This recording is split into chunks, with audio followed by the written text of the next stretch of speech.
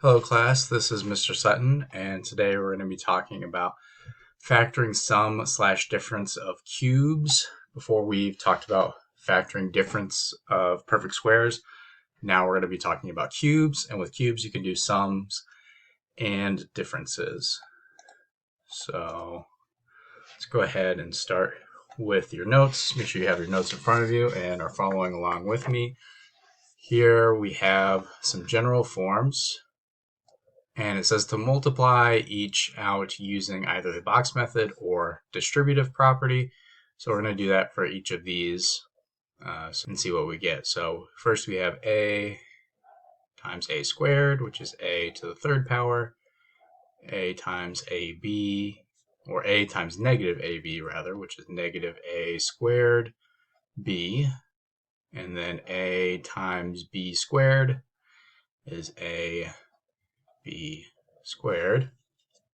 Now we have to multiply b by everything. So b times a squared is positive a squared b. B times negative ab is negative ab squared. And b times b squared is positive b cubed. Now one thing to note here while I'm doing this, I'm always putting my a factor first and then the b factor. Like I have a squared b, and then over here again I have a squared b. That tells me which terms are like terms. If I had negative a squared b, and then over here I decided to write a b a squared, you might confuse yourself and think these are different terms when in fact they are not different terms. They're the same term. We have squared, a squared, and b, so these are like terms. So that helps us when we get to the combined like terms step. All of our like terms here, a cubed comes down. There's no other a cubed term, so nothing to combine with. Negative a squared b and positive a squared b, those cancel out. And then we have positive a b squared and negative a b squared, so those cancel out. And then the b cubed comes down. So what you can see here is we have a cubed plus b cubed. So this is what we would call a sum of cubes. And this was kind of the reverse method of factoring it, which is multiplying everything out. So the rule is when we factor a sum of cubes, we use this general form here. So now let's try this one, see what happens when we multiply everything out over here. So a times a squared, a times ab, a times b squared, negative b this time, times a squared, negative b times ab, and then negative b times b squared. And then once again, combine like terms. A cubed has no like terms. A squared plus b, and then we have negative a squared, a squared b and negative a squared b cancel out. And then ab squared and negative ab squared cancel out. And then the negative b cubed comes down. So this would be a difference of perfect cubes. And the way we would factor a difference of perfect cubes is just the reverse process here. We would use this general form.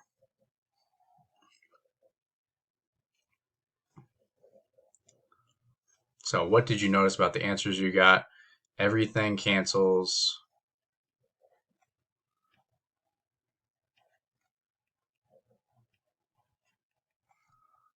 Except,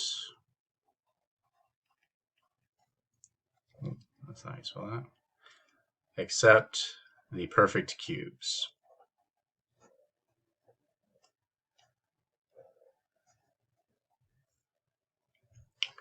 What we observed above is the pattern for how to factor a sum or difference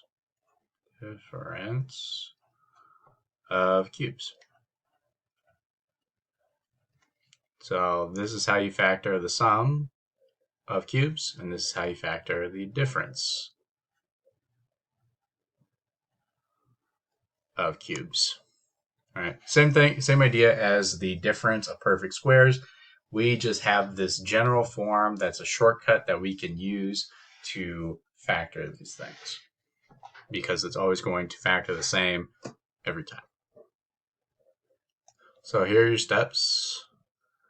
Take out the GCF, if there is one, and make one side equal to 0. Make sure you have a binomial made up of things that are cubes.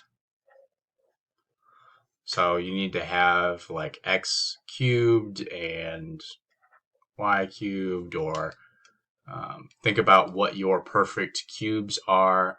And again, the easiest way to do that is to just go through your counting numbers and cube each one. Like so. So like 1 cubed is 1, 2 cubed is 8, 3 cubed, 27, etc., and you can use your calculator to help you check those and keep going.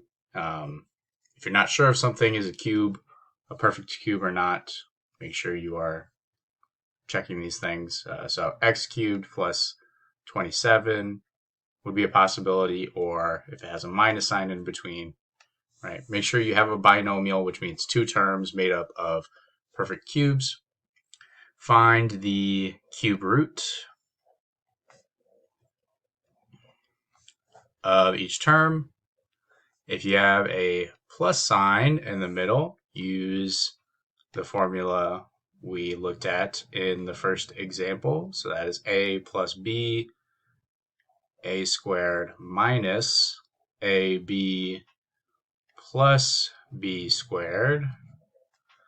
If you have a minus sign in the middle, then we use the other formula, a minus b times a squared plus ab plus b squared.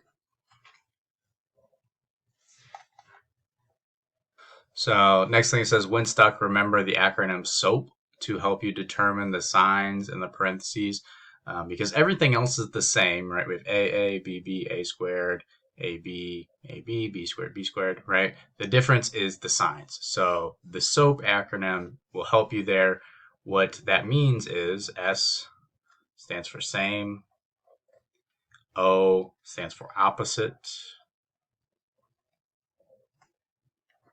and AP stands for always positive.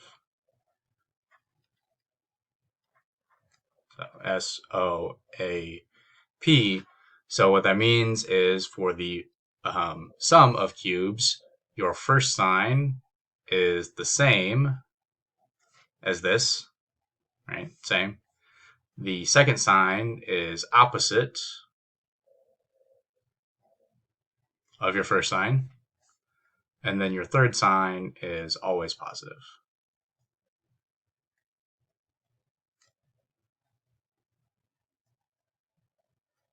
Same is true for the difference of cubes. We have same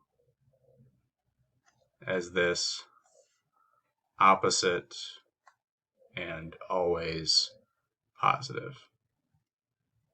All right, and then step 4, see if any of the resulting factors can be factored again. It's possible you could have a difference of perfect squares left over, or this trinomial could be factored using an ACB tree, right? So always check for any remaining factors after that. So we're going to list our perfect cubes up to 10 cubed, because I think this is something that we are not as familiar with as our perfect squares. So 1 cubed is 1, 2 cubed is 8, 3 cubed is 27, 4 cubed is 64, 5 cubed is 125. 6 cubed is 216. 7 cubed is 343. 8 cubed is 512. 9 cubed is 729. And 10 cubed is 1000. So reference this list. If you have a number bigger than 1000, check on your calculator and see if it's a perfect cube. But until you get more comfortable with your perfect cubes, be referencing this list in your notes. So let's look at some examples here. First, we have a cubed minus 8. A cubed is a perfect cube. 8 is a perfect cube. And so this is a difference of perfect cubes. So we want to use this formula.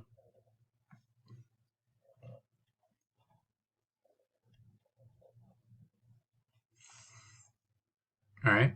So first thing we have to do is figure out what the cube root of each of these things are. So cube root of a cubed is just a, and the cube root of 8 is 2, right? We have that up here. So now we just plug in a for a and 2 for b in all of these things, and then simplify what we have left over. So plugging these things in, we get a minus 2 a squared plus a times 2, so we can write that as 2a, and then b squared is 4. All right. So there it is, showing all my steps. I decided to show all my steps here. So a times 2 becomes 2a, and then 2 squared becomes 4. So, and that is all you have to do. This trinomial does not factor further. We cannot factor that using an ACB tree, so we'll just leave it there. Example 2. Right now we do not have perfect cubes here. 250 is not one of our perfect cubes, neither is 128, and then x to the 4th and x aren't perfect cubes. But we do have a GCF here that we can factor out. So let's see if we factor out a GCF of 2x, if we get difference of, or sum of perfect cubes then. So now we see we have 125, which is a perfect cube, and so is 64. And x cubed is a perfect cube as well, so this will work. And this is a sum of perfect cubes. This time we have a plus sign in the middle, so we want to use our sum of perfect cubes formula. Whoops. AB plus b squared. And so for this, we can kind of ignore the 2x for now. That's just our GCF. That's not part of our sum of perfect cubes. We want to find the cube root of 125, which is 5, and the cube root of 64, which is 4. And we want to plug this in for A and 4 and for B into this formula here. So we have 5. One thing I'm forgetting is this is not just 125, it's 125x cubed. So we should have the cube root of 125x cubed is not 5, it is 5x. So that is what we want to plug in for A. Good thing I caught myself there. So plugging in for A, we got 5x, and then plugging in for B, we have 4, and then this will give us 5x, the entire quantity squared, so we'll have to square the 5 and the x, and then 5x times 4, and then 4 squared. So now we can simplify some things here. So 5x squared becomes 25x squared, because we have to square both. And then negative 5x times 4 is negative 20x. and then 4 squared is 16. And that is all we can do there. Nothing left to factor there. So now let's look at example 3. These are a difference of perfect cubes already. 216 is a perfect cube, 27 is, and u cubed is 1 as well. So I'm going to save some time here and pause the video and give the solution here, and you can copy it down when you have it. So this is what I got. So you can go ahead and pause the video and check your answer with mine.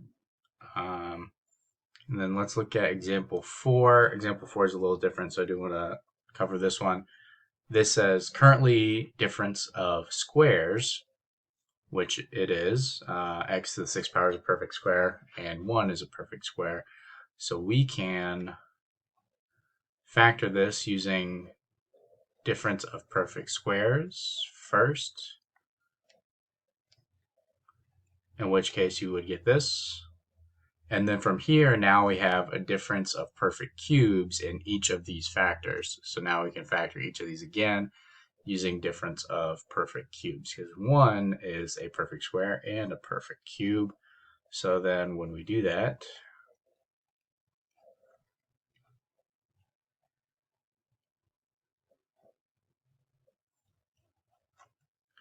you should get this. The nice thing about this is, x and 1 are easy to work with. So this would be the full factorization, and then there's nothing more we can do from there. These trinomials don't factor any further. So that's all we have for that. For this next section, I believe there's a part above example 5 where it asks you to give the quadratic formula. So make sure you have this in your notes as well. Hopefully you're starting to memorize this, but if not, here it is to copy down in your notes, because we will want to solve these, and some of these trinomials we're left with are not solvable by factoring, so we'll have to use the quadratic formula. So let's go ahead and look at this here. First thing we want to do is set it equal to 0 to solve now. Previous examples we were just factoring, but now this example was our first one with an equal sign, which means we can solve it. So we got to get it equal to 0, subtract 125 on both sides. Check, is this a difference of, or is this a difference or sum of perfect cubes? And it is. 8 and 125 are perfect cubes, so it is x cubed. So the cube root of 8x cubed would be 2x, and the cube root of 125 would be 5. So that is what we want to plug in to our difference of perfect cubes formula. So I'm going to go ahead and pause the video and do that now. So once you have done that, then you should get this. And then to solve, we want to set each factor equal to 0 and solve for x that way. So we'll have 2x minus 5 equals 0. That one should be pretty easy to solve. And then 4x squared plus 20x plus 25 equals 0. That one will be more difficult. This we can't factor. We'll have to use the quadratic formula to solve this one. So here we add 5 on both sides and divide by 2. We get x equals 5 halves. That's one of our answers. And then over here, we will have to plug everything into the quadratic formula. So we'll have negative 20 plus or minus square root of 20 squared minus 4 times 25 all over 2 times 4. I'm realizing now I made a mistake here. 2x times 5 is 10x, not 20x. Sorry about that. So that makes this negative 10 and this 10 squared. There we go. So make sure you have that fixed on your end. So then simplifying everything underneath the radical, 10 squared is 100. And then negative 4 times 25 is 400. Yeah. And then 2 times 4, the denominator is 8. So we have negative 10 plus or minus square root of negative 300 over 8. So we'll have some imaginary solutions here. Square root of negative 300 simplifies to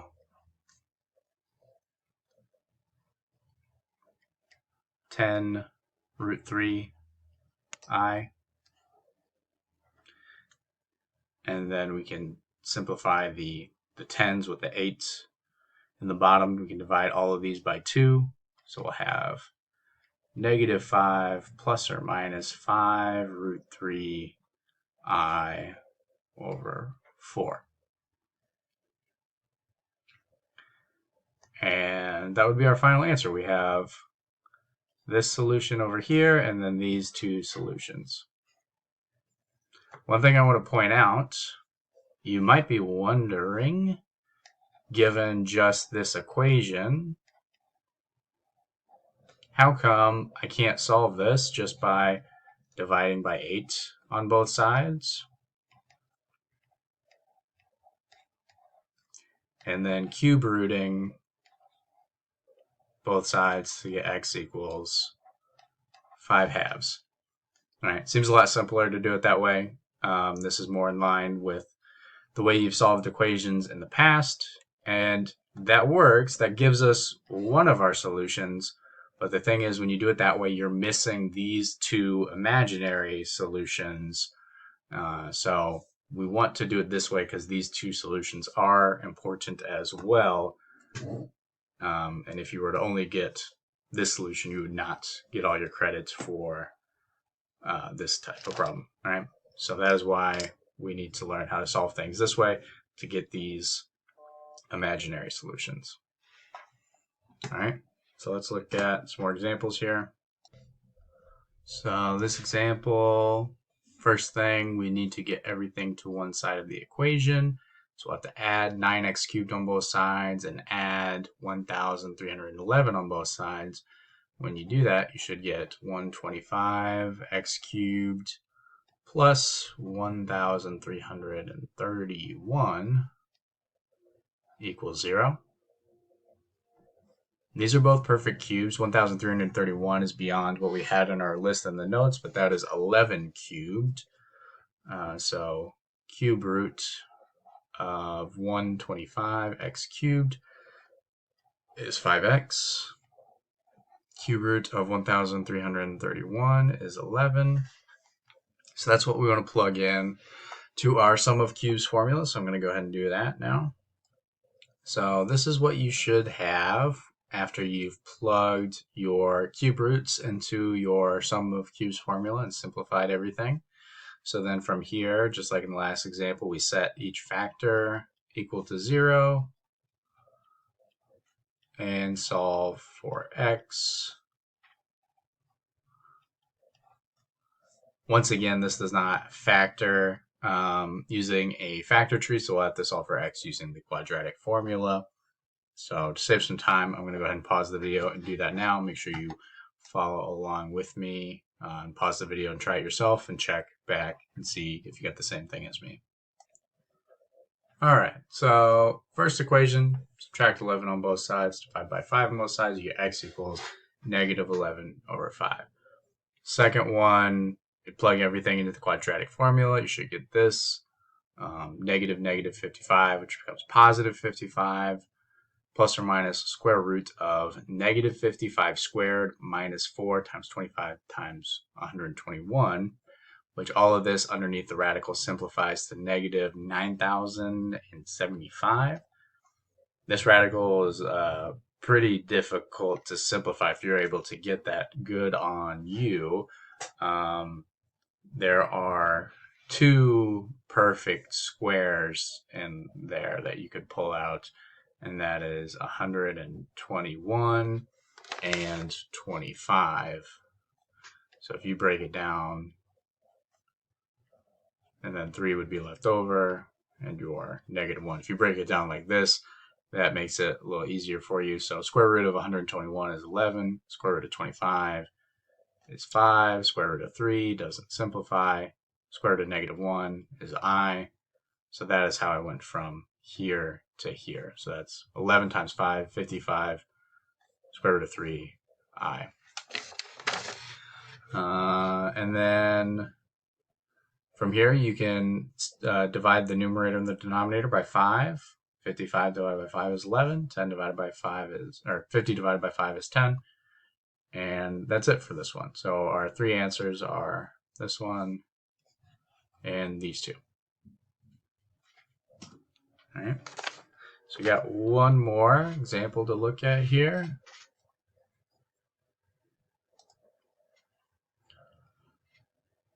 Here we have a difference of perfect cubes. Now these are perfect cubes as is, but we could also factor out 125 first, just to kind of make things easy for us. And what we can do that's really nice, since it's equal to 0, we can divide both sides by 125. So over here they cancel, and then 0 divided by 125 is still 0. So without messing up our equation at all, this is still the same equation, we can make it a lot simpler for ourselves. So if you can do that, just to make, so you don't have to work with the really big numbers like we had in the last example.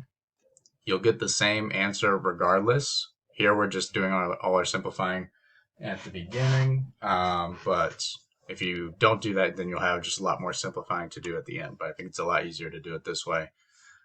So we have, again, a difference of perfect cubes. This is the same as, or similar to the first example we looked at. So I'm going to go ahead and factor this. Go ahead and factor it as well. Check to see if you get the same answer as me.